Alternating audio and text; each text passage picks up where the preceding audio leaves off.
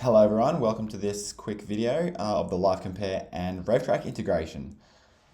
So what we have here is a Rev Trac request. At the very top here, we can see we've got a status bar. This is the approval workflow that's required to progress these changes through to the production instance. You can see on the right hand side some comments. This is where people can say add some information to this request. The workflow shows historically what has occurred on this change. You can see that it was put in progress because transports were added. Our technical tab also shows us what is being impacted. So this is the context of the objects inside of the various transports attached to that Rev Trac request. You can also see we can drill down into some of these objects. That's some of the workbench objects that we selected. And for those who aren't familiar with this new user interface, we've also got our attachments and references as tabs on the side of the screen.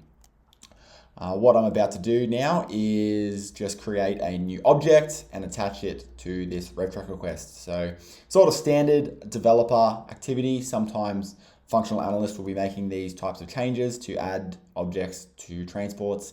And in this case, it will result in a brand new transport being created as well. So for those who aren't familiar, what we're also seeing is Rev Trac enforcement here. Enforcement is the concept of making sure that the transports that are being made in the SAP system are going onto Rev Trac requests, so we know that what the use of this transport,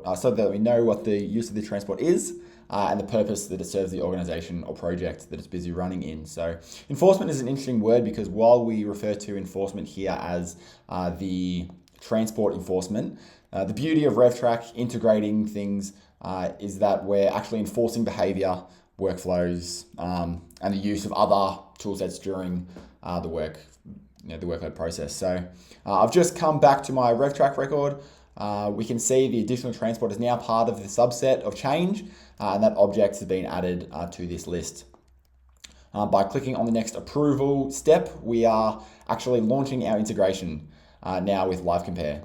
And that's why we've called this integration step the LiveCompare impact assessments there, but we can see here we're actually checking from the source system of development against our production system. Okay, so that's where the impact analysis is being performed, and we're making sure that we have an understanding of what this change impacts across the production instance.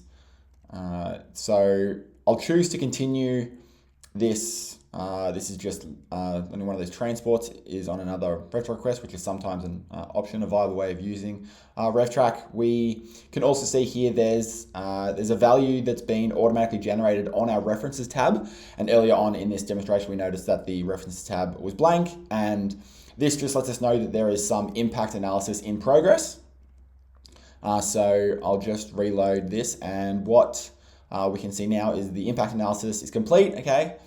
So now we're coming across to LiveCompare. It's an area I'm less familiar with, but these are all LiveCompare reports. This is the older version of LiveCompare, so it doesn't look as nice.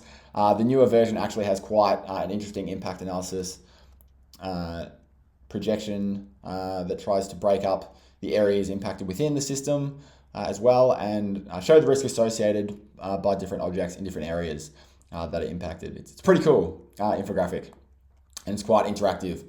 But here we can see I'm just navigating through some of the information.